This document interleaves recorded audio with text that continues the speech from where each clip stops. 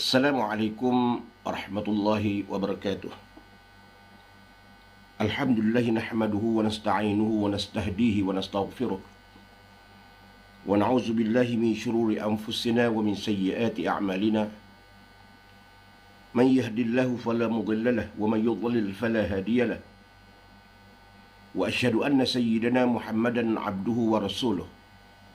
Allahumma shalli wa sallim ala hadzal nabiyil karim wa ala alihi wa sahbihi wa man ihtada bihadiyatihi wastanna bisunnatihi ila yaumiddin.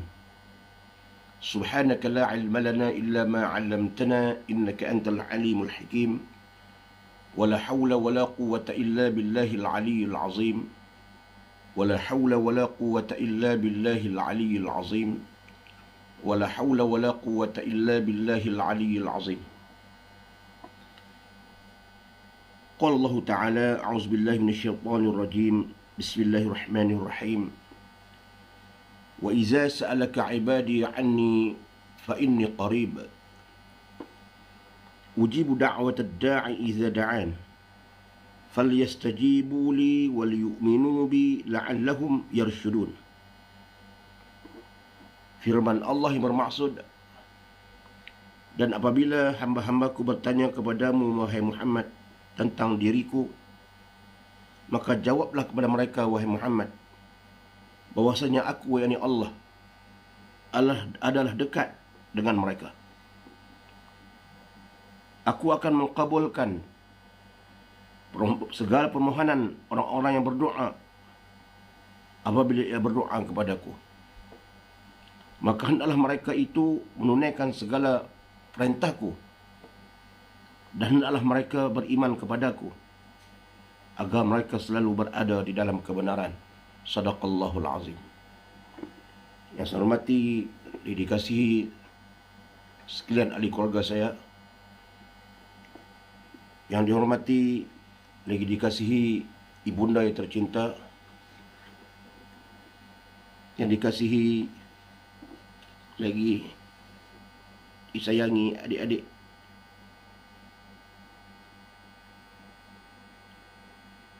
yang dihormati saudara-saudara, adik-beradik jauh dan dekat,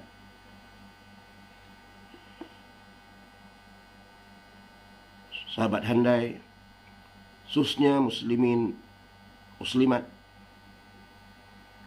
yang sudi mendengar mau'izah yang saya cuba sampaikan sekadar kemampuan yang Allah berikan dengan kefakhiran ilmu.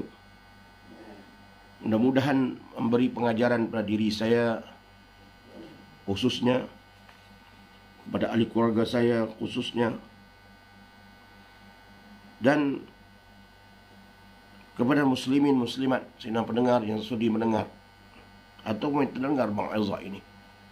Mudah-mudahan memberi pengajaran kepada kita dalam kita melayari kehidupan di atas muka bumi Allah Subhanahu wa ta'ala ini. Sebelum Allah Subhanahu wa ta'ala memanggil kita kembali ke alam akhirat melalui pintu kematian. Sebelum Allah Subhanahu wa ta'ala menempatkan kita di perut bumi, yakni di alam barzakh, di perkuburan. Kita sekarang berada di atas belakang bumi. Sampai satu masa kita akan berada di perut bumi. Sampai satu ketika kita akan dibangunkan kembali oleh Allah Subhanahu wa ta'ala. Bumi itu dibongkarkan, lalu dibangkitkan kita kembali. Itulah dinamakan padang mahsyar, untuk dibicarakan segala amal kita tentang alam mahsyar, tentang kiamat. Tiada siapa yang dapat mengetahui, hatta Rasulullah sallallahu alaihi wasallam sendiri pun, kekasih Allah, Rasul Allah, utusan Allah. Tidak Rasulullah sallallahu alaihi wasallam, tidak Allah Subhanahu wa taala maklumkan bilakah berlakunya qiyam. Di dalam Al-Quran sendiri pun Allah Subhanahu wa taala tidak menceritakan bilakah berlakunya kiamat. Di dalam hadis pun tidak diceritakan, tidak diturunkan wahyu bilakah berlakunya kiamat melalui sabdaan hadis, sabdaan Nabi sallallahu alaihi wasallam. Cuma Nabi sallallahu alaihi wasallam beritahu dalam hadis tentang tanda-tanda yang Allah turunkan wahyu melalui, dan wahyu itu disabdakan melalui ucapan Rasul, disabdakan melalui ucapan Rasulullah sallallahu alaihi wasallam. Allah beritahu tentang tanda-tanda kiamat. Tanda kiamat. Banyak saya hurai, dan mungkin ramai lagi ustaz-ustaz yang lebih alim yang hurai tentang tanda-tanda kiamat itu. Sama ada tanda-tanda yang kecil, banyak sudah dihuraikan, dan memang banyak sudah tanda-tanda itu. Cuma belum sampai kepada kita tanda-tanda yang besar. Apabila sampai tanda-tanda yang besar, makna pintu taubat telah pun tertutup. Tanda-tanda kecil, makna Allah masih bagikan lagi peluang untuk manusia bertaubat kepadanya. Allah bagi peluang kepada insan yang berdosa untuk bertaubat kepada Allah Subhanahu wa taala dan melakukan amalan kebaikan. Apabila datang tanda besar, maka pintu taubat telah tertutup. Maka sebab itu, muslimin muslimat yang dirahmati Allah sekalian, marilah dalam kehidupan kita ini kita mengisi setiap waktu, setiap masa dalam diri kita dengan kebaikan. Kebaikan ini bukan sahaja sekadar kita baca Al-Quran. Baca Al-Quran memang baik dan terbaik. Kebaikan ini bukan sahaja kita menunaikan sembahyang. Sembahyang ini memang baik dan terbaik. Sembahyang wajib memang diwajibkan dah, tetap dah wajib. Sembahyang sunat terbaik. Sembahyang wajib memanglah yang terbaik sebab diwajibkan. Itu juga sedekah dan sebagainya. Terlakukan segala amalan ini yang terbaik. Bukan makna kita baca Quran sahaja setiap waktu untuk nak cari kebaikan. Segala kerja-kerja kita yang kita lakukan seharian, jika kita niat untuk Allah Subhanahu wa taala, maka dia menjadi amalan kebajikan. Jika seorang tenaga pengajar, dia pergi mengajar kerana Allah Subhanahu wa taala, niat dalam hati untuk mendidik anak bangsa mengenal Allah, mengenal Tuhan, mendidik anak bangsa menjadi orang yang berilmu, sama ada ilmu berbentuk fardu ain dan berbentuk fardu kifayah. Bentuk fardu kifayah ni seperti ilmu alat, ilmu kemahiran, ilmu bahasa dan sebagainya. Itu termasuk dalam ilmu fardu kifayah. Semuanya jadi kebaikan. Dalam bentuk perniagaan, bidang perniagaan. Begitu juga dalam bentuk ilmu fardu ain, tentang sembahyang, tentang akidah, tentang berkaitan dengan hukum-hukum syarak, hukum-hukum Islam. Itu hukum fardu ain. Maka semuanya menjadi faedah, menjadi kebaikan apa yang kita lakukan seharian, tugas kita itu. Begitu juga mereka yang berniaga. Jika diniatkan kerana Allah Subhanahu wa taala dan tidak ada penipuan dalam perniagaan, tidak ada riba dalam perniagaan, maka perniagaan mereka adalah ibadah. Maka setiap hari, setiap ruang, setiap masa, setiap waktu, Allah Subhanahu wa taala beri pahala dalam segala kerja yang kita buatkan. Sebab itu kita niat apapun kita lakukan adalah kerana Allah Subhanahu wa taala. Muslimin muslimat yang rahmati Allah sekalian, izinkan saya pada pagi ini membaca kitab Syekh Al-Mustafa Masyhur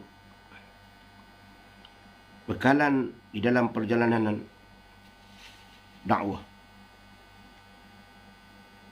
Bekalan di dalam perjalanan, makna perjalanan dakwah, perjalanan kehidupan. Tajuk buku Syekh Mustafa Masyhur yang terkenal. Buku ini memang terkenal. Seorang yang alim, seorang yang terlibat dalam gerakan Islam, dalam harakah Islamiyah, dan melibatkan diri dengan Ikhwanul Muslimin.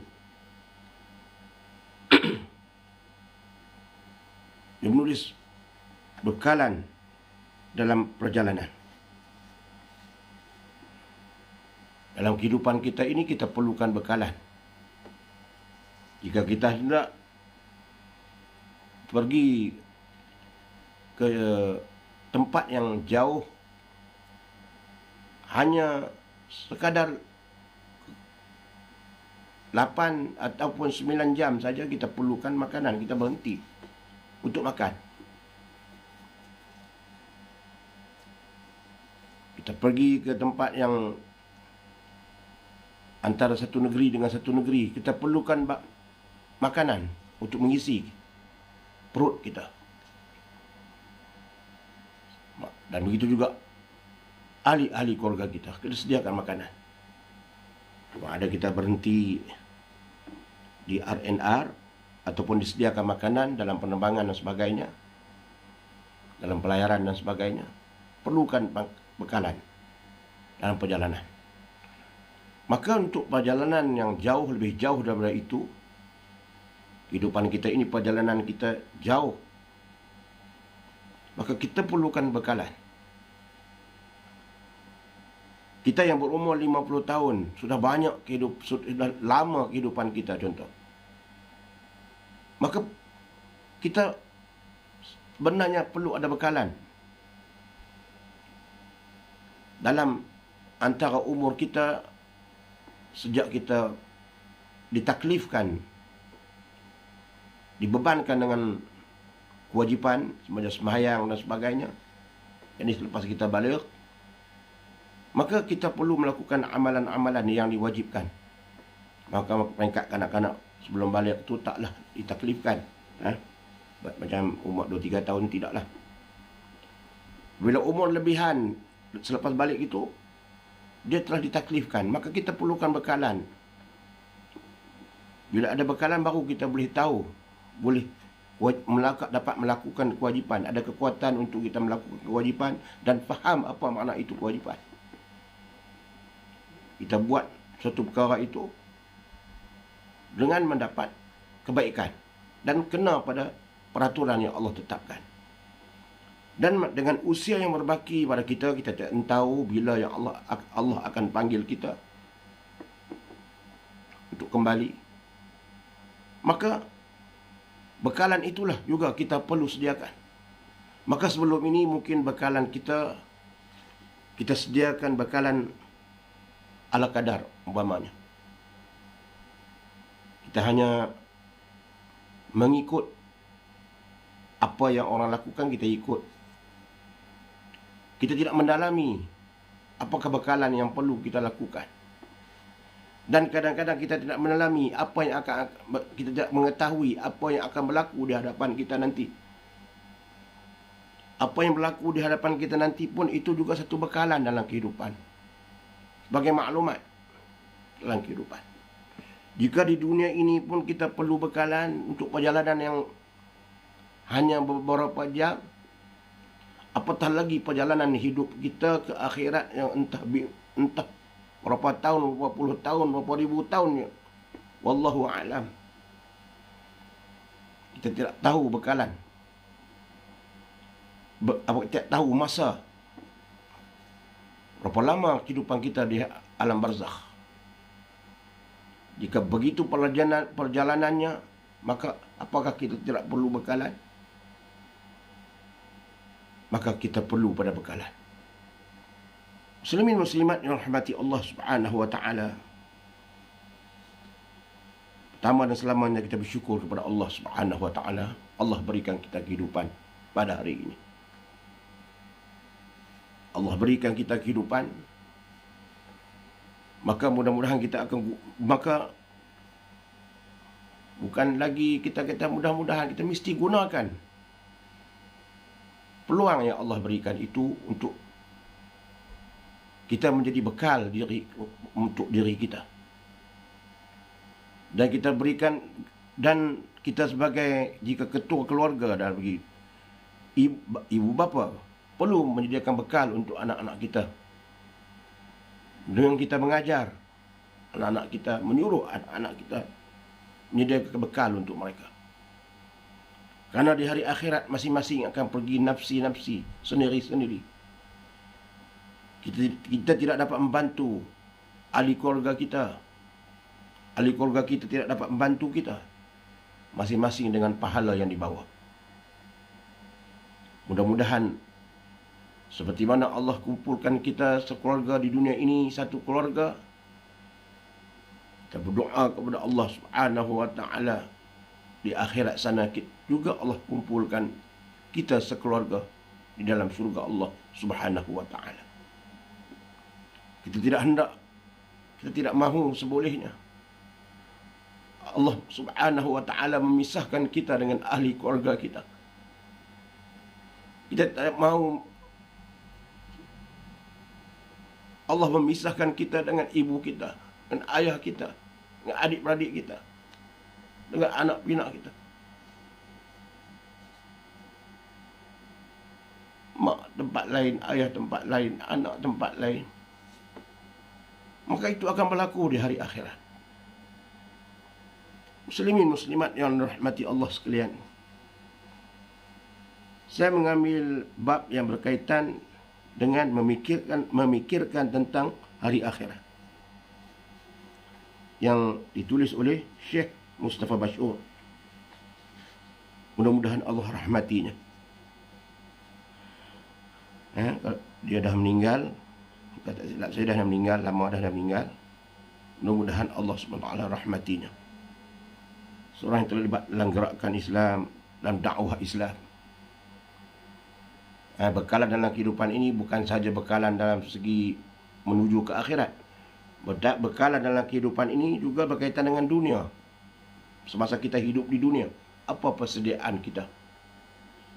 Buku ini dia bukan khusus hanya kepada akhirat. Dia juga menceritakan bekalan dalam kita untuk dalam mencari bekal dalam kehidupan di dunia. Dalam bab ini dia menceritakan tentang memikirkan tentang hari akhirat.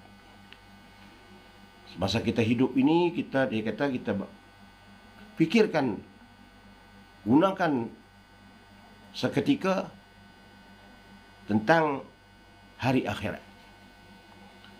Tidaklah keterlaluan kalau saya katakan, kata Tuan Guru almarhum Syekh Mustafa Mash'ur, tidaklah keterlaluan kalau saya katakan bahawa kebanyakan dari kaum muslimin tidak memperhitungkan hari akhirat seperti mereka memperhitungkan untuk dunia. Begitulah bahasa yang digunakan dengan rendah diri. Dia kata tidaklah keterlaluan. Dia sebut dia berlapik. Tidaklah keterlaluan.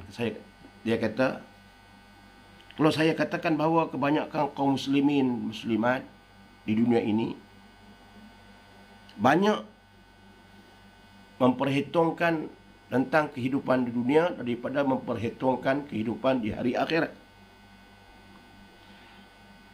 Malah ada di antara manusia, katanya, tidak memperhitungkan, tidak mengambil hirau langsung tentang hari yang besar ini, iaitulah hari akhirat. Mereka tidak ambil hirau langsung tentang hari akhirat. Kehidupan mereka hanya mereka tumpu tentang dunia semata-mata. Tidak keterlaluan, dia kata, jika saya mengatakan begitu.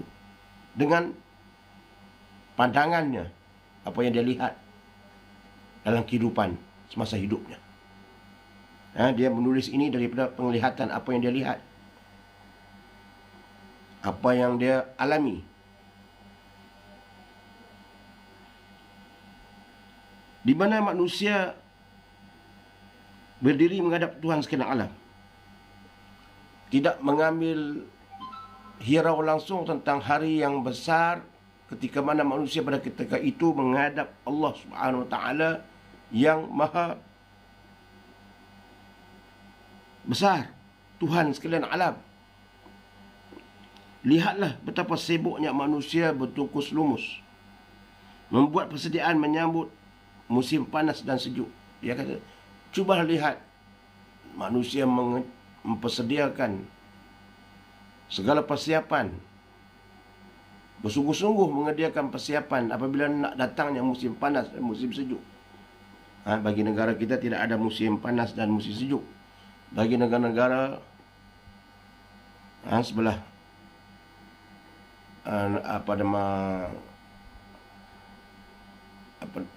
macam di Jordan, negara-negara Asia Barat dan beberapa negara yang lain, ada musim panas dan musim sejuk. Apabila datangnya nak datangnya musim, belum lagi datang musim sejuk tu belum lagi datang, tapi mereka sudah menyediakan peralatan untuk mereka menghadapi musim sejuk itu. Segala peralatan mereka cari. Mungkin jika menggunakan bakaran api, maka sediakan kayu-kayu dan sebagainya, dan segala alatan-alatan yang lain yang diperlukan. Begitu juga mereka musim panas jika datang, mereka menyediakan air mungkin yang banyak sebagai simpanan mereka. Macam kita lah, kita datangnya musim kemarau, jika air tidak ada, maka kita sediakan air dengan banyak sebelum tibanya musim kemarau itu. Begitulah mereka, kita semua. Jika kita juga duduk dalam musim yang seperti itu, atau kita pun jika dihadapi oleh kemarau dan sebagainya, kita bersiap sedia sebelum datang musim itu. Sibuk. Tetapi mereka tidak sibuk untuk membuat persediaan menghadapi panas api neraka dan kesejukan yang tidak tertangguh.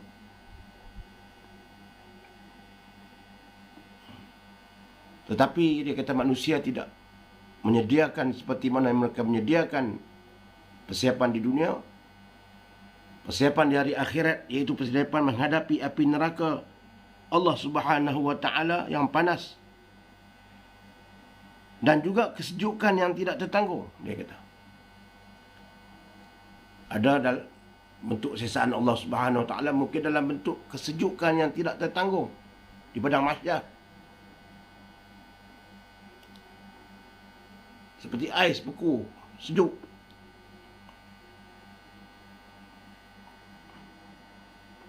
Muslimin muslimat rahmati Allah sekalian, walaupun Allah Subhanahu Wa Taala dan Al-Quran berkali-kali menyebut perkara beriman kepada Allah, walaupun dalam Al-Quran Allah sebut berkali-kali, entah berapa kali, berpuluh, mungkin ratus, al-akhirah, dunia wal akhirah, al-akhirah, kalau digandingkan dunia wal akhirah, fi dunia wal akhirah, dalam doa lagi tersebut, Rabbana atina fid dunya wal akhirah, Rabbana atina fid dunya hasanah wa fil akhirati hasanah wa qina azaban nar. Ya Allah, berikanlah kebaikan pada kami di dunia dan kebaikan kami di hari akhirat, dan jauhilah kami daripada azab api neraka. Dunia dan akhirat ini selalunya tidak dipisahkan. Banyak tempat Allah sebut dunia dan akhirat, dan ada Allah sebut akhirat saja. Wa fil akhirati minal khasirin, dan di hari akhirat ia termasuk di kalangan orang yang rugi. Akhirat disebut berpuluh, mungkin beratus kali dalam Al-Quran. Itu merupakan satu peringatan pada manusia, sebab Al-Quran ini diturunkan kepada manusia. Al-Quran tidak diturunkan kepada burung. Al-Quran tidak diturunkan kepada binatang. Al-Quran diturunkan kepada manusia. Maka muslimin muslimat dan rahmati Allah sekalian, Semua itu adalah merupakan peringatan-peringatan Allah Subhanahu wa taala kepada kita. Allah sebut berkali-kali kerana beriman kepada Allah dan hari akhirat. Tetapi kebanyakan manusia muslimin terus melupakannya. Kebanyakan manusia muslimin muslimat melalaikannya, mengalpakannya. Kadang tidak menghiraukannya. Mereka merasakan bahawa hari akhirat yang disebut itu masih jauh. Mereka merasakan hari akhirat yang disebut itu masih belum datang kepada mereka, tidak akan datang lagi kepada mereka, masih jauh, masih sempat untuk mereka bertaubat kepada Allah. Mereka merasakan bahawa yang dekat dengan mereka adalah dunia yang mereka duduki ini. Maka dunia inilah mesti mereka rebut. Dunia inilah mesti mereka cari sebaik banyak-banyaknya. Kerana mereka berada di dunia, peluang berada di depan mata. Maka mereka mencari sebanyak-banyaknya. Kerana benda itu berada di depan mata mereka. Dan peluang itu berada di depan mata mereka. Dan kadang-kadang kalau jauh sekalipun mereka boleh mencarinya. Jika berada, selagi mana benda itu berada di atas dunia ini. Tetapi bila sebut hari akhirat, bagi mereka benda yang tidak nampak, benda yang gaib, yang kadang-kadang disebutkan oleh Tuan Guru ini, Tuan Guru Syekh Mustafa Masyhur, kadang manusia menganggap itu masih jauh daripada mereka.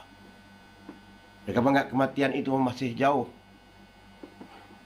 Mereka menganggap akhirat itu masih jauh. Masih ada peluang untuk bertaubat. Kematian masih jauh sebab aku masih sihat. Aku tidak ada apa-apa penyakit. Maka mereka mengalpakannya, melalaikannya, mengabaikannya. Tidak mengambil peluang yang sesungguhnya. Mereka mengambil peluang hanya kadang-kadang ala kadar. Kadang-kadang ada manusia yang langsung tidak peduli. Ala kadar dia buat juga. Ini ada langsung yang tidak peduli tentang hari akhirat. Muslimin, muslimat yang dirahmati Allah. Mereka beriman dengan akhirat. Tapi mereka tidak mencari apakah yang disebutkan hari akhirat untuk disediakan bekalan. Untuk dibawa ke negeri akhirat. Ini yang ditulis oleh Syekh Mustafa Masyhur. Sesungguhnya dengan mendengar nama-nama akhirat itu pun dia kata sudah cukup menakutkan perasaan kita. Sesungguhnya dia kata dengan mendengar nama-nama tentang hari akhirat ini Allah berikan nama-nama. Hari akhirat, hari kiamat Allah berikan beberapa nama, banyak nama. Nama-nama yang Allah berikan itu pun sudah menunjukkan kedahsyatan pada hari tersebut. Nama itu saja. Nama-nama surah dalam Al-Quran Allah beri. Sudah menunjukkan bahawa kedahsyatan yang betapa dahsyatnya hari akhirat itu. Di antaranya Al-Qari'ah, hari yang menggegarkan. Hari yang menggegarkan muka bumi ini. Menggegarkan muka bumi ini. Macam rumah kita. Kita berada dalam rumah yang nak di kawasan tanah runtuh. Sebelum nak runtuh tanah tu, nak mendap tanah tu, rumah tu bergegar. Menakutkan, semua orang akan lari keluar. Tak tinggal satu pun. Barang-barang berharga ke tidak berharga ke, jika tanah runtuh ni, dia akan menyelamatkan diri. Sebab tidak, nanti dia akan terbenam dalam bumi. Ini kalau kawasan tanah runtuh, kita pernah lihat berlaku. Pernah berlaku di Indonesia ini, satu kampung tenggelam. Lenyap satu kampung. Sebab runtuhan tanah. Tak sempat melarikan diri. Ada yang sempat, tempat-tempat lain ada yang sempat. Tidak bawa-bawa apa. Hanya menyelamatkan diri. Masing-masing diri menyelamatkan. Al-Qari'ah ini sudah hari dinamakan mana hari yang menggegarkan manusia. Di sana dalam surah itu Allah menceritakan tentang surah Al-Qari'ah. Al-Qari'ah, Mal-Qari'ah. Hari gegaran. Adakah kamu tahu apa itu hari gegaran? Al-Qari'ah, Mal-Qari'ah. Allah tanya lagi 2 kali. Al-Qari'ah, hari gegaran. Mal-Qari'ah, apakah kamu tahu apa itu Al-Qari'ah? Apakah kamu tahu apa itu hari gegaran? Allah tanya kita lagi. Makna ada satu benda yang penting, yang mustahak, yang perlu manusia tahu berkaitan apa yang dimaksudkan dengan Al-Qari'ah. Ada yang Allah sebut dalam surah, dinamakan surah Al-Haqqah dalam Quran. Hari yang sudah tentu akan datang. Al-Haqqah, hari yang wajib akan datang, iaitu hari akhirat. Banyak lagi. Al-Ghashiyah, surah Al-Ghashiyah, hari yang amat dahsyat. Nama itu pun sudah menggegarkan, nama surah itu. Dalam kitab Al-Quran itu sudah menggegarkan manusia, mendebarkan jantung manusia, dan dia membangunkan jiwa yang lalai. Jiwa yang lalai selama ini kepada Allah Subhanahu Wa Taala bila mendengar tajuk surah itu saja, mendengar nama surah itu saja. Tidak baca lagi kandungan ayat itu, makna ayat itu. Nama surah itu pun sudah menggegarkan. Serta sifat-sifat yang disebutkan apabila disebut gegaran, apa disebut Al-Qari'ah, Al-Waqi'ah, Al-Ghashiyah, semua itu sudah boleh menggegarkan jantung-jantung bagi orang yang beriman. Dalam itu menceritakan bagaimana keadaan yang akan berlaku. Bumi akan membongkarkan segala isinya. Bumi akan bercakap kepada manusia, kepada makhluk Allah pada hari itu. Karena dia mengatakan bahawa dia telah diperintahkan oleh Allah Subhanahu Wa Taala. Hari ini aku telah diperintahkan oleh Allah Subhanahu Wa Taala supaya jadi begini. Dan benda ini telah pun disebut dalam Al-Quran semasa sebelum mana datangnya hari ini. Masa itu manusia baru teringat. Dia pernah dengar surah itu, tapi dia merasakan bahawa dirinya masih jauh. Kadang-kadang dia lalai dengan kehidupan di dunia. Apabila kita bayangkan tentang hari kiamat serta peristiwa yang dahsyat yang akan terjadi pada hari itu, nescaya kita tidak akan nyenyak tidur, kata Syekh Mustafa Masyhur. Kita tidak mampu nak ketawa yang berlebihan. Rasa dengan sebab rasa insaf dan rasa takut menghadapi hari tersebut. Bagi orang yang merenungi, membaca Al-Quran, kemudian dia mentadabur, membaca dan mentadabur, menghayati makna Al-Quran, bukan setakat membaca. Dia mentadabur setiap apa yang Allah beritahu kepada kita, maka dia tidak akan mampu ketawa berlebih-lebihan. Bukan tak boleh ketawa, boleh, tapi tak nak sampai berlebih-lebihan. Orang kata ketawa gelak sampai lupa dunia. Dia tidak akan berlaku begitu. Dan ada masa dia bersendirian, dia akan rasa sedih, dia akan rasa takut, dan timbul keinsafan akan dia bertemu dengan hari yang tersebut. Bukan saja hari kiamat. Hari kiamat Allah yang tentukan. Kadang kita fikir tentang kematian pun yang akan kita hadapi, kita akan rasa takut dah. Kita akan rasa takut dengan kematian ni. Yang paling dekat dengan kita kematian. Itu wajib. Kiamat pun wajib. Tapi kiamat kita tidak tahu bila akan berlaku. Adakah 10 tahun? Adakah 20 tahun lagi? Ada 30 tahun lagi? Ataupun 100 tahun lagi? Tidak Allah sebut. Seperti saya sebut tadi, di awal tadi, hanya tanda-tandanya Allah sebut. Nabi beritahu tanda-tandanya. Tapi kematian ini dekat dengan kita. Dia tidak perlu tanda yang kematian ini dia wajib datang, tidak perlu tanda yang banyak. Bila-bila masa boleh berlaku. Bukan kerana kita sihat kita tidak boleh mati, tidak, sampai masa. Allah sebut mati ini bila sampai masa. Fa iza jaa ajaluhum la yastakhiruna sa'atan wa la yastaqdimun. Apabila datang sampai ajalnya, maka Allah akan ambil nyawanya. Tidak cepat seminit pun dan tidak lambat seminit pun. Tepat-tepat pada masanya. Katakanlah kematian yang kamu nak lari daripadanya itu tetap akan mengejar kamu. Dalam surah Al-Jumu'ah. Qul innal mauta alladhi tafirruna minhu fa innahu mulaqikum. Katakanlah kematian yang kamu nak lari daripadanya itu sentiasa akan mengejar kamu. Semua manusia tidak nak mati, nak hidup. Dia tahu mati itu pasti, tapi kalau boleh dia tak mau mati lagi. Dia nak kehidupan yang lama. Sakit kita berubat. Ya, Allah suruh berubat. Nabi suruh berubat. Ikhtiar. Melegakan penyakit. Tapi bukan dengan sebab kita berubat gitu kita boleh menjauhkan diri daripada kematian. Tidak. Kita boleh lihat dah. Tak payah kita hurai dah tentang kematian ini sebab kita pernah lihat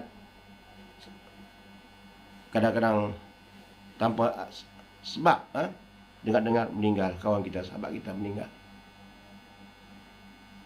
Muslimin muslimat rahmati Allah sekalian. Siapakah yang tidak tergugat perasaan, tidak tersedar dari khayalan? Dia kata siapakah di antara manusia ini yang tidak tersedar perasaan dia, tak nak sedar lagi, dan masih lagi dia duduk dalam khayal lagi apabila membaca ayat-ayat Al-Quranul Karim bertentang dengan hari kiamat, yang ada kaitan dengan hari kiamat, masih dia melalaikan, dia membacanya sambil lalu tanpa memikirkan, tidak mengambil pengiktibaran. Di antaranya dalam Al-Quran Allah sebut, A'udzubillahi minasyaitanirrajim, Bismillahirrahmanirrahim, dalam suratul Hajj. Syekh Mustafa Masyhur ambil ayat, Ya ayuhan nasu taqu rabbakum, Inna zalzalatas sa'ati syai'un azim. Yawma tarawnaha tazhalu kullu murdi'atin amma ardu'at wa tad'u kullu zati hamlin hamlaha wa taran nasa sukara wa ma hum bisukara walakinna azaballahi syadid. Suratul Hajj. Awal surah Suratul Hajj.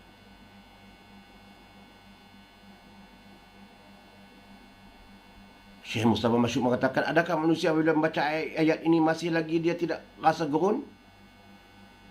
Masih lagi dia khayal? Masih lagi dia tidak sedar dari khayalan dia? Maknanya, Ya ayuhan nasu taqu rabbakum, wahai manusia, wahai sekalian manusia, takutlah kamu kepada Tuhan kamu. Ya ayuhan nasu taqu rabbakum, takutlah kamu kepada Tuhan kamu. Inna zalzalatas sa'ati syai'un azim, sesungguhnya kedahsyatan hari kiamat itu adalah satu kejadian yang sangat azim, dahsyat. Sangat bersengatan dahsyat. Pada hari ketika itu kamu melihat akan kegoncangan dunia ini. Lalainya semua wanita, sehinggakan semua wanita yang ada pada masa itu yang menyusui anaknya dari melalaikan semua wanita. Maksudnya melalaikan semua wanita ni maknanya manusia akan mengabaikan anak yang pada masa itu sedang menyusunya, dilepaskan anak itu. Dahsyatnya hari kiamat itu Sehingga anak yang sedang menyusukan ibunya yang sayang kepada anaknya, sedang menyusukan anaknya, akan melepaskan anaknya. Karena ada kedahsyatan hari itu. Nak melepaskan dirinya. Lepas anak.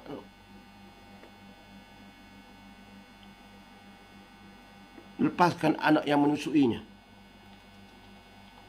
Dan gugurlah kandungan segala wanita yang hamil. Dan kedahsyatan hari kiamat itu juga, wanita-wanita yang hamil, yang mengandung, akan gugur. Janin-janin yang ada, kehamilan yang ada dalam badan itu gugur dengan sebab kedahsyatan hari itu.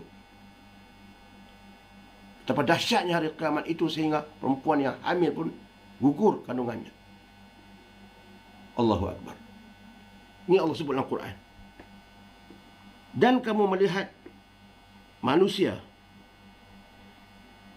dalam keadaan mabuk. Wa taran nasa sukara. Kamu melihat manusia pada hari itu dalam keadaan seperti mabuk. Hoyang ayang pergi sana lari sini. Tak tentu arah. Pergi kuno tak kena, pergi kuno tak kena. Sebab kiamat, seluruh dunia kiamat. Tak ada tempat yang selamat. Pergi sana. Masing-masing masa itu bercerai-berai lah antara keluarga, berpisah habis. Pakat-pakat nak menyelamatkan diri. Nafsi-nafsi. Manusia dalam keadaan berlari tak tentu arah. Semua penduduk manusia ini, semua penduduk dunia ini, dilihat seperti mana keadaan Allah kata dalam keadaan seperti mabuk. Padahal mereka itu bukan mabuk. Wa ma hum bisukara. Mereka bukan mabuk. Bukan mabuk seperti mana yang kita ada dunia ni kan, macam orang mabuk minum arak lah. Minum arak. Bila dia minum arak ni kata lah. Kalau dia naik basikal dulu di kampung tu, dalam parit pun dia terjun. Dia tak kira lah, dia talau ke mana, dia terjun ke tu lah. Naik motor pun terjun, tak kira jalan. Hoyang hayang. Berjalan hoyang hayang, bawa kereta telah lah. Bawa motor basikal pun sama. Tu hoyang hayang, pergi sana, pergi sini, kiri kanan. Itu mereka mabuk. Mabuk kerana minum. Mabuk yang sebenar. Mereka minum. Tapi ini bukan kerana minum apa. Mabuk yang mereka sebab melihat kedahsyatan hari kiamat itu. Wa taranna sasukara wa ma hum bisukara. Padahal mereka itu bukan mabuk, kata Allah. Mabuk mereka itu hanya kerana mereka melihat azab Allah yang bersengatan di hadapan mereka pada hari itu. Ini Allah sebut dalam Quran. Dan hari ini akan manusia tempuh. Manusia akan tempuh. Sama ada kita sempat masa ini, sama ada anak cucu kita atau generasi kita yang belakang, yang ke depan ni, generasi kita yang ke depan ni, jika ada zuriat kita ni, mereka akan menempuh. Manusia akhir zaman ini dia akan menempuh saat seperti ini. Kalau kita ni umur kalau 50 ni mungkin tak sempat lah kot dengan keadaan kedahsyatan hari kiamat ni. Sebab nak kiamat ni dia turun dulu Nabi Dajjal. Turunnya Dajjal. Dia turunnya Nabi Isa. So dia makan masa juga. Akan tahun juga mereka itu duduk di atas dunia ini. Nak bawa risalah. Mengajak manusia ke arah kebaikan. Nabi Isa AS turun membawa ajaran yang dibawa oleh Nabi Muhammad SAW. Nabi Isa turun bukan membawa ajaran Injil. Dia telah menjadi, sebab tu dia pernah berdoa kepada Allah Subhanahu wa taala. Dia pernah berdoa kepada Allah Subhanahu wa taala dia nak menjadi umat Muhammad sallallahu alaihi wasallam. Dia tahu apa? Kelebihan umat akhir zaman ini. Umat Nabi akhir zaman ini. Dia tahu kelebihan Muhammad sallallahu alaihi wasallam. Dia tahu kelebihan umat Muhammad. Dia tahu kelebihan yang ada pada Muhammad dan umat Muhammad. Dari mana dia tahu? Muhammad sallallahu alaihi wasallam ini kelahirannya telah ditahu oleh semua nabi-nabi. Bahkan telah ditahu, Nabi Adam sendiri pun tahu bahawa akan lahirnya Muhammad sallallahu alaihi wasallam sebagai salah seorang rasul Allah Subhanahu wa taala. Nama Muhammad ni sudah terkenal di kalangan nabi-nabi. Walaupun Nabi Muhammad belum wujud. Dan mereka tahu kelebihan yang ada pada Muhammad dan umatnya. Dan Nabi Isa ni salah seorang nabi yang dia ingin menjadi umat Muhammad. Maka macam mana dia nak jadi umat Muhammad sedangkan dia pun rasul, dia pun ada umat dia. Nak jadi umat mesti hidup di zaman Muhammad, baru boleh jadi umat Muhammad. Macam kita ini hidup zaman Nabi Muhammad, maka dinamakan umat Muhammad. Bagi mereka yang hidup di zaman Nabi Musa, maka umat Nabi Musa. Mereka bukan umat Muhammad. Begitu. Setiap Nabi membawa risalah. Jika mereka beriman dengan Nabi, maka tidaklah masalah. Umat Nabi Musa, umat Nabi Daud, umat Nabi Isa. Jika mereka beriman dengan kitab-kitab yang diturunkan oleh Allah kepada mereka, maka mereka menjadi orang yang baik, orang yang beriman. Sebab kita juga wajib percaya kepada kitab Taurat, kitab Injil, kitab Zabur, selain kitab-kitab Al-Quran. Itu 4 kitab kita kata yang kita wajib tahu. Ada lagi kitab-kitab yang lain, suhuf berbentuk suhuf dan sebagainya. Kita beriman semua kitab-kitab yang terdahulu. Kita beriman kepada kitab Injil yang diturunkan kepada Nabi Isa AS, iaitu kitab Injil yang sebenar, yang benar-benar diturunkan kepada Nabi Isa. Siapa yang tidak percaya kepada kitab Injil, maka dia kufur. Wajib beriman kepada kitab. Dalam rukun iman salah satunya adalah beriman kepada kitab. Beriman pada kitab ni maknanya antaranya 4 kitab yang perlu kita kenal. Taurat, Injil, Zabur dan juga Al-Quranul Karim. Wajib kita beriman. Kita tak menolak kitab ini. Tapi cuma kenapa sekarang bila orang tanya, kenapa kita tak beriman dengan Injil yang ada sekarang? Injil yang ada sekarang bukan lagi Injil yang asli, yang asal seperti yang Allah turunkan. Kerana Allah kata dia telah mengangkat kitab Injil yang asal. Yang ada sekarang adalah tambahan. Ditambah, ditokok tambah oleh pendeta-pendeta di zaman silam. Dan diimani oleh sebahagian penganut-penganut. Dan ada di kalangan penganut dahulu Nasrani yang mereka tidak menerima kitab-kitab mereka masih beriman dengan kitab-kitab yang lama ini, masih ada. Tapi mereka dipulaukan. Mereka beriman dengan kitab lama-lama zaman dulu, zaman Nabi Muhammad SAW. Ada lagi mereka beriman dengan kitab Taurat. Ada lagi mereka beriman dengan kitab Injil. Tapi mereka dipulaukan oleh penganut-penganut mereka sendiri.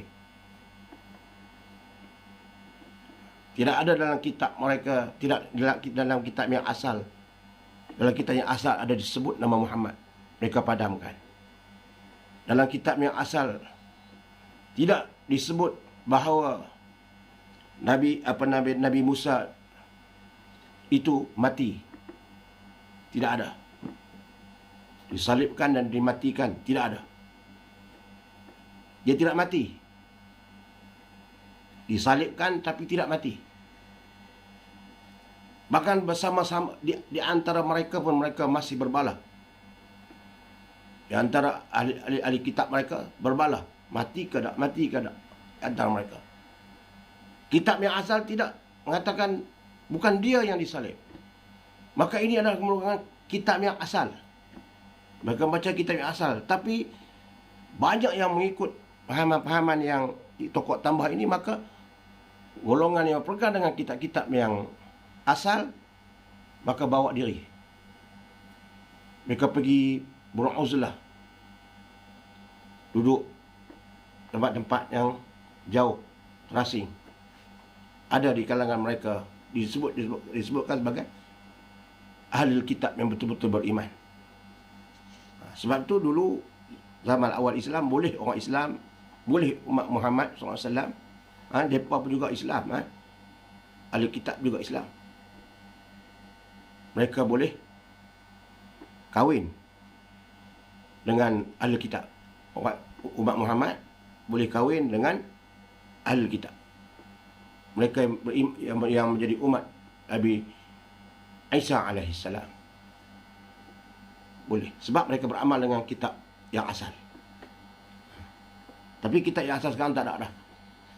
Ahli kitab sekarang pun tak ada dah.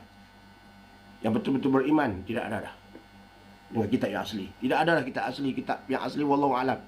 Kalau ada pun tak tahu di mana tempat. Yang ada sekarang ni tidak ada dah. Walaupun ada orang kata disimpan satu tempat kitab yang asli itu, wallahu alam. Seorang ahli kitab Taurah yang terkenal Abdullah bin Salam. Abdullah bin Salam seorang ahli kitab yang terkenal. Dia masuk Islam. Dia pun masuk Islam. Dia hafal kitab Taurah. Dia masuk Islam. Dah kitab itu pun dah zaman Nabi Muhammad, kitab bila datangnya Al-Quran, kitab yang lain itu telah dimansuhkan. Pernah satu ketika Abdullah bin Salam ni seorang ulama Yahudi, seorang ulama kitab Taurah, ulama Yahudi lah. Ulama Yahudi, kitab Taurah, dia hafal kitab tu, dia alim dalam kitab tu. Dengan kitab yang sebenar. Kitab Taurah yang sebenar. Dia datang jumpa Nabi, dia tanya beberapa soalan yang ada dalam kitab Taurah. Dia tanya Nabi, kalau Nabi boleh jawab, maka dia percaya kata Nabi ini betul-betul Nabi. Muhammad ni betul-betul Rasulullah. Sebab disebut dalam kitab Taurah. Dia tanya beberapa soalan. Kemudian setiap soalan ditanya oleh Abdullah bin Salam itu dijawab oleh Muhammad SAW. Nabi Muhammad SAW. Dengan yakin, dengan terang, dengan jelas. Sehingga terpegun Abdullah bin Salam ini. Sedangkan Nabi Muhammad SAW bukan lahir di zaman Nabi Musa alaihissalam. Tapi dia boleh menceritakan yang terdapat dalam kitab itu.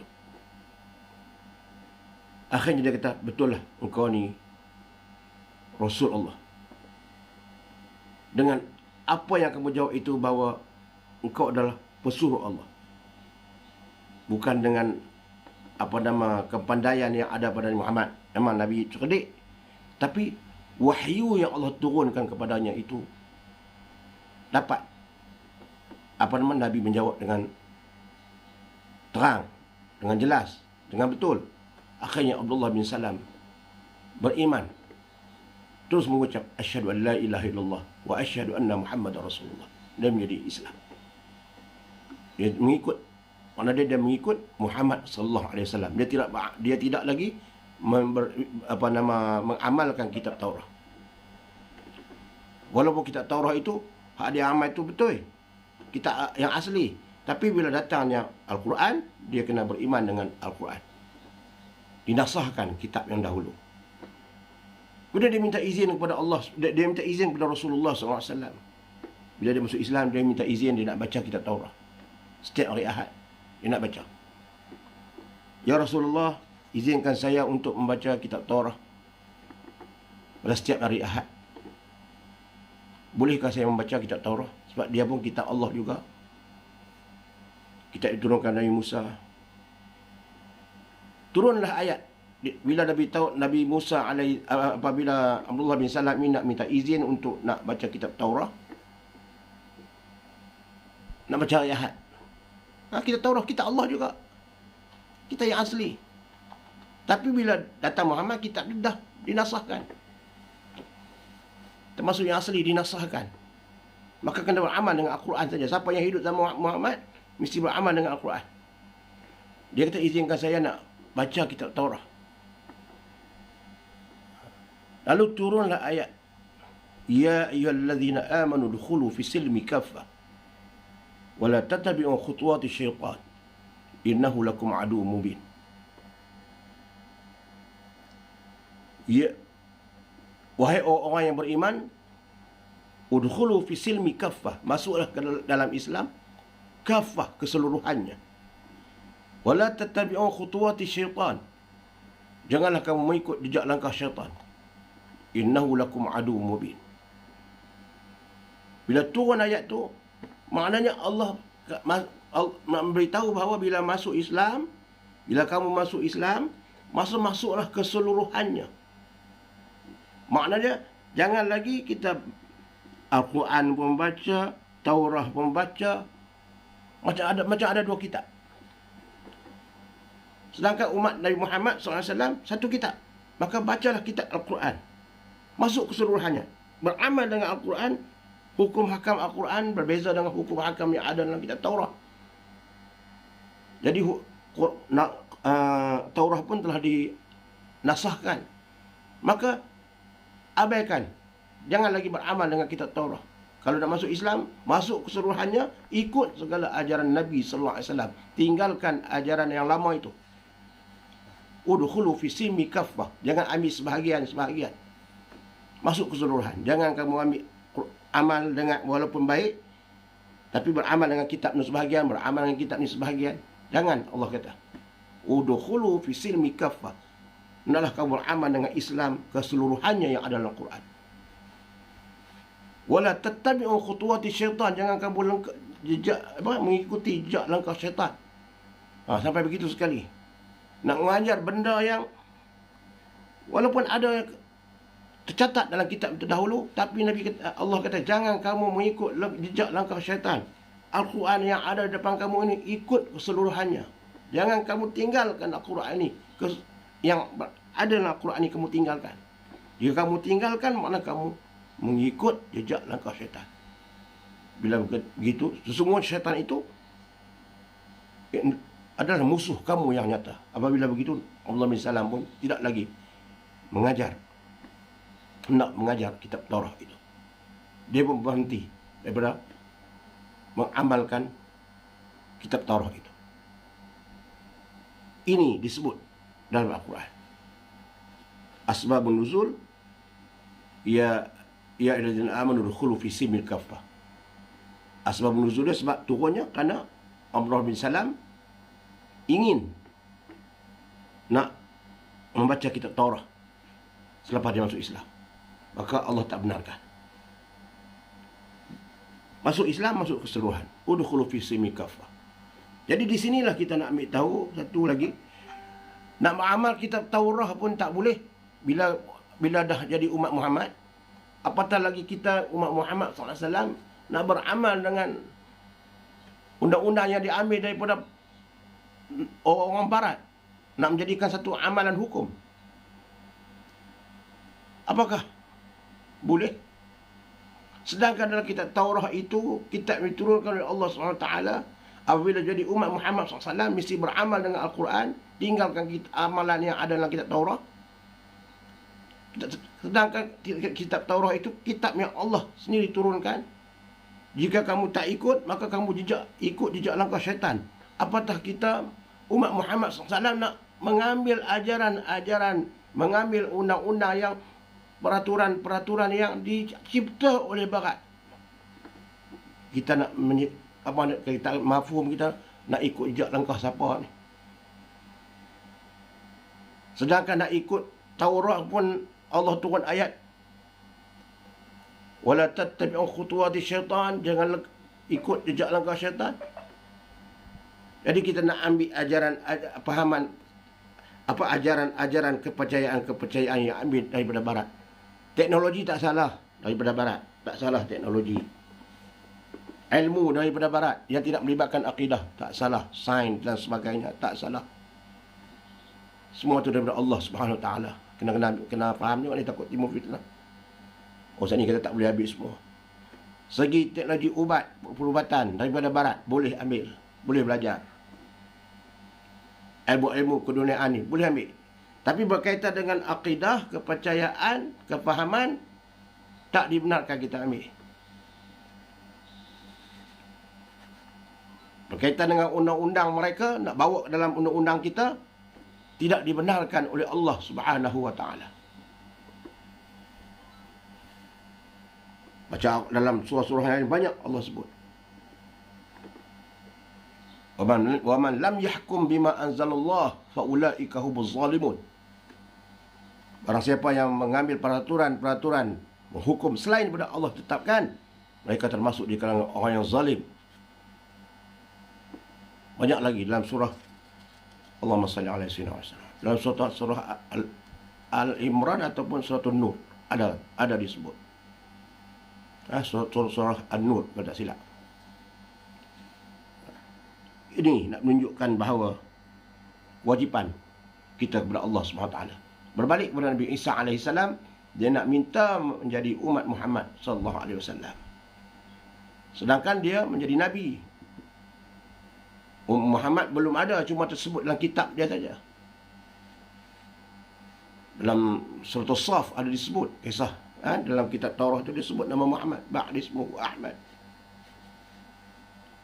Wa iz qala Isa ibn Maryam ya bani Israel inni rasulullah ilaikum musaddiqan lima bayna yadayya min at-Taurah.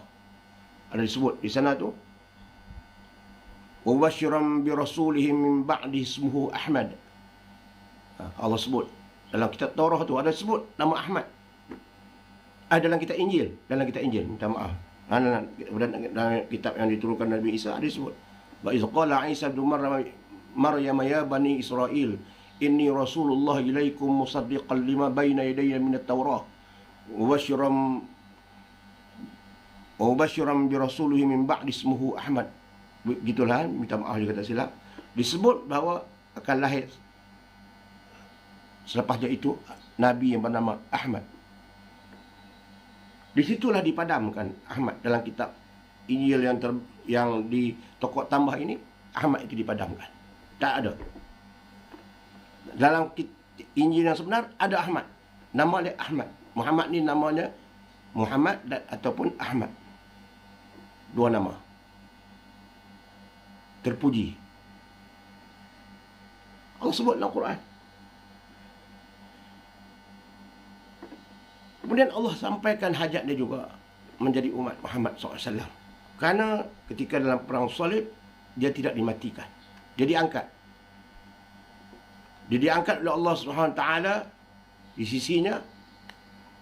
Maknanya dia masih hidup. Dan dia akan turun di akhir zaman. Ketika datangnya fitnah Dajjal, yang akan merosakkan manusia.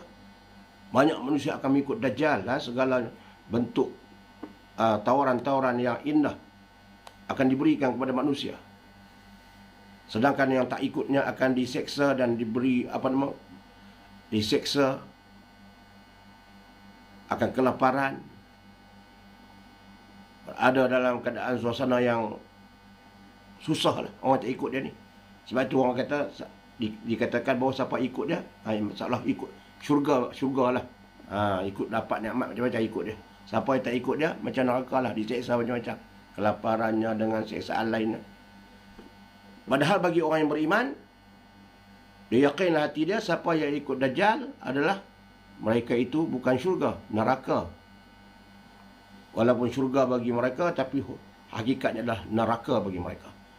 Dan yang tak mengikutnya ini ibarat dengan seksa dan sebagainya, dengan kesusahan dan sebagainya, ibarat neraka hidup.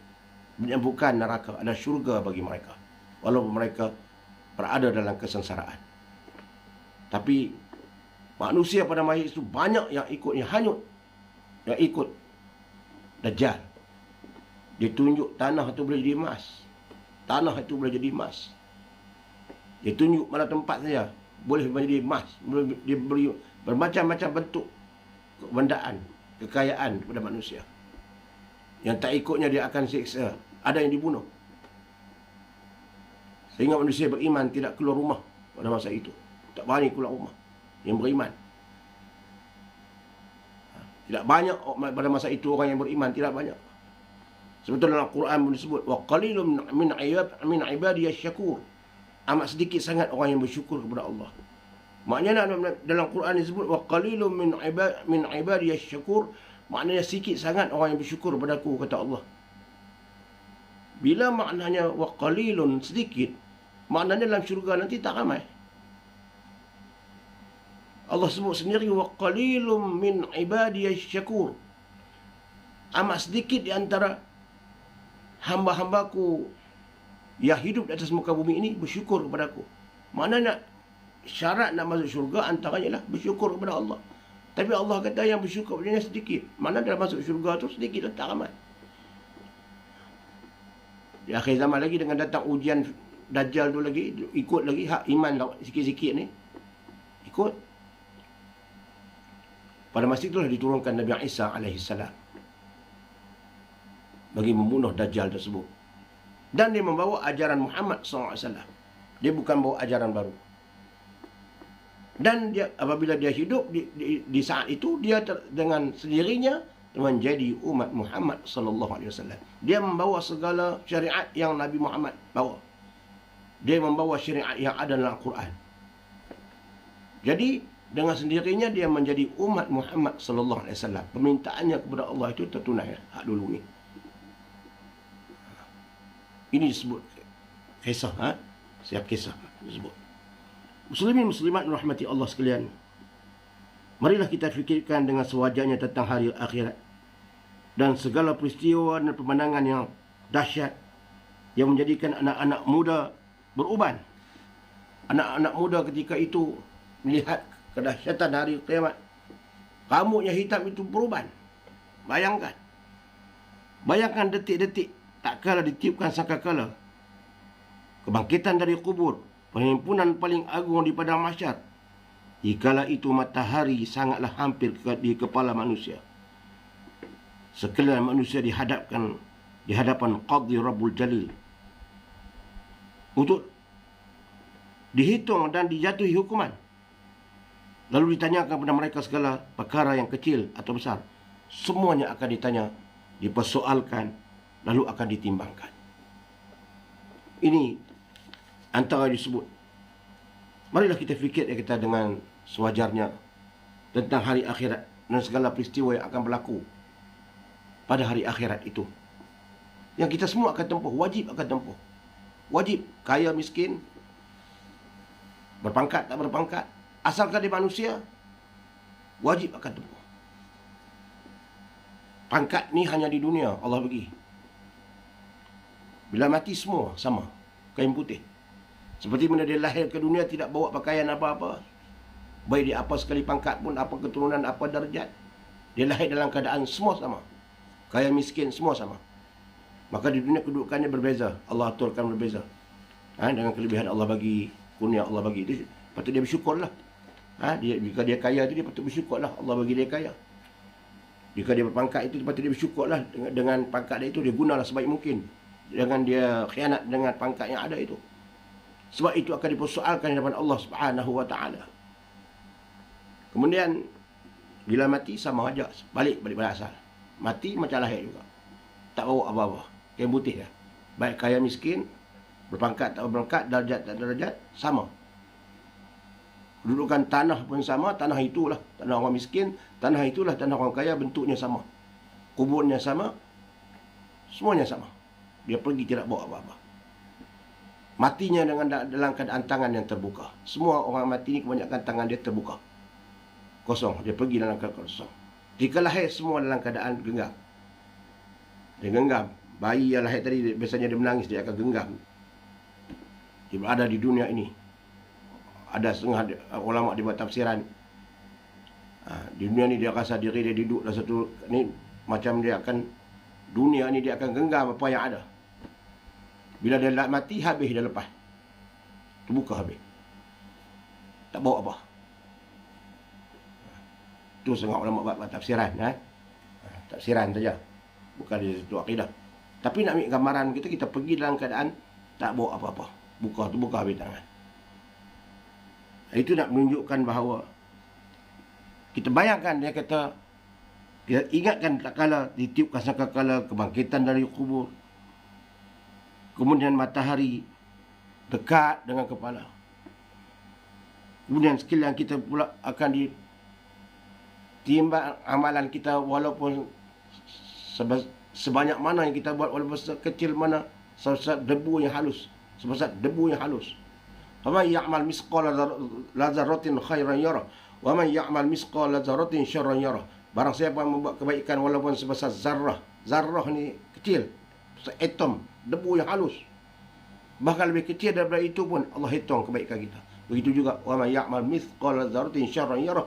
Barang siapa buat kejahatan walaupun sebesar debu yang halus, itu juga akan dihitung pada hari itu. Tidak Allah tinggalkan satu perkara pun, kebaikan atau kejahatan yang kita lakukan sepanjang kehidupan kita. Maka akan dihitung, ditimbang di hadapan Qadhi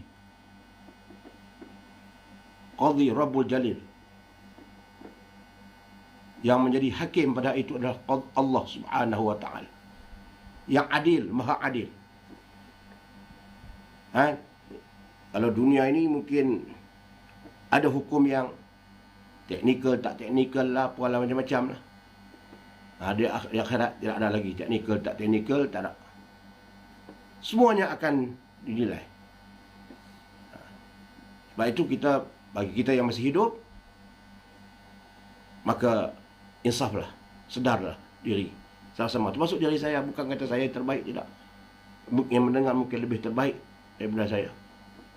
Jangan lihat pada pakaian, jangan lihat pada songkok, kopiah. Dengar apa yang disampaikan oleh Rasulullah SAW, dengar apa yang difirmankan oleh Allah SWT. Sama-sama kita beramal, sama-sama kita nak mencari kebaikan. Mungkin selama ini termasuk diri saya lemah segi ini, lemah segi ini, lemah segi ini. Kita semua mungkin lemah segi ini, kita lalai di segi ini. Kita sama-sama nak cari pembaharuan, kita sama-sama nak cari penambahan. Tidak ada yang lebih di antara kita. Tidak ada lebih di antara kita. Inna akramakum indallahi atqakum. Orang yang termulia di kalangan kamu adalah orang yang bertakwa kepada Allah. Bukan orang kaya, bukan orang miskin, bukan orang pangkat, tak berpangkat. Yang mulia di sisi Allah, kata Allah, orang yang bertakwa kepada Allah. Jika dia bertakwa kepada Allah, yang maksud takwa itu apa? Tunaikan segala apa yang Allah suruh, tinggalkan segala apa yang Allah larang. Itu dia maksud takwa. Jadi sekadar itulah untuk kali ini. Tak lagi subuh benda nak masuk. Mudah-mudahan akan menjadi pengajaran pada diri saya dan muslim-muslim sekalian tentang memikirkan tentang hari akhirat. Mudah-mudahan menjadi hati kita akan, kita baca ni akan tersebab lah, tersebab takut, bimbang hari itu.